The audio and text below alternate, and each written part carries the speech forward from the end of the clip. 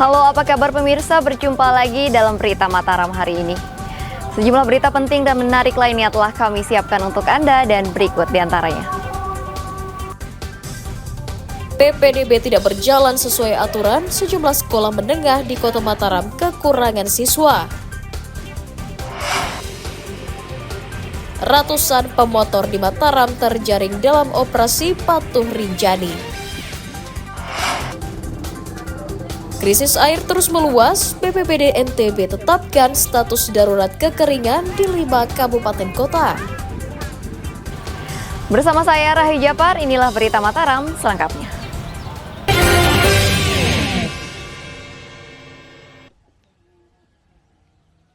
Puluhan keluarga di Desa Batu Tulis, Kecamatan Jonggat, Kabupaten Lombok Tengah mulai kesulitan mendapatkan air bersih.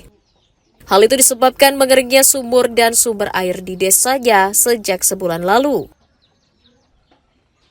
Untuk memenuhi kebutuhan, warga membeli air minum kemasan. Sementara untuk kebutuhan mandi dan mencuci, mereka mencari air hingga puluhan kilometer ke desa tetangga. Warga berharap pemerintah daerah segera membantu penyaluran air bersih. Kalau yang di sini mungkin di lingkungan yang khususnya yang di sini dari 2 bulan lebih itu sudah pakai ini argo ngambilnya ke rumah tetangga. Ya. Itu untuk air apa itu? Untuk masak, untuk nyuci, untuk mandi. Kalau minum kan beli air galon.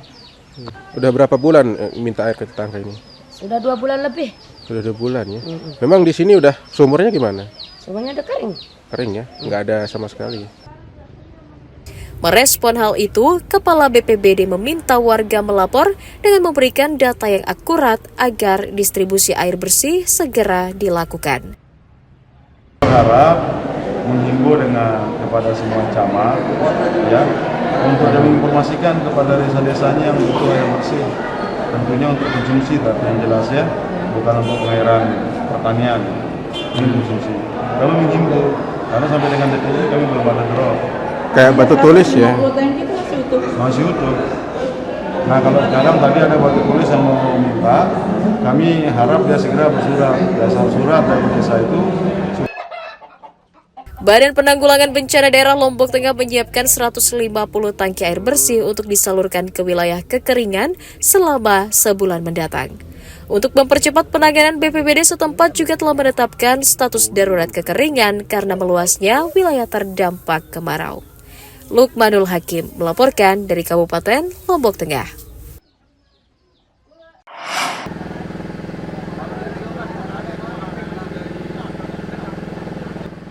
Badan Penanggulangan Bencana Daerah Provinsi Nusa Tenggara Barat terus memetakan wilayah terdampak kekeringan akibat musim kemarau.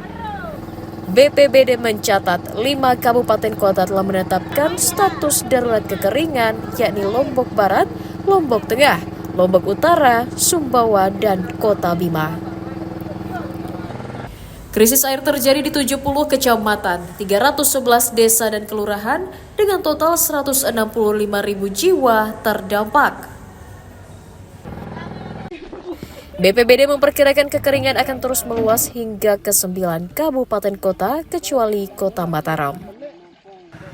Selain menyiapkan langkah antisipasi bencana, BPBD juga menyiapkan distribusi air bersih dengan berkoordinasi dengan masing-masing pemerintah kabupaten kota. Beberapa bupati sudah mengeluarkan status keadaan darurat kekeringan dan karhutla itu Lombok Barat, Lombok Tengah, Sumbawa Barat sama Kota Bima. Kemudian SK status darurat kekeringan masih dalam proses ini. Mungkin minggu depan sudah tuntas.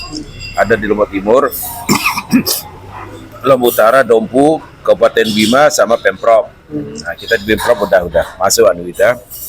BPBD mengajak warga menghemat air dan meminta seluruh OPD dan instansi turut membantu distribusi air bersih ke wilayah terdampak. Dari Kota Mataram, Emi Kusuma melaporkan.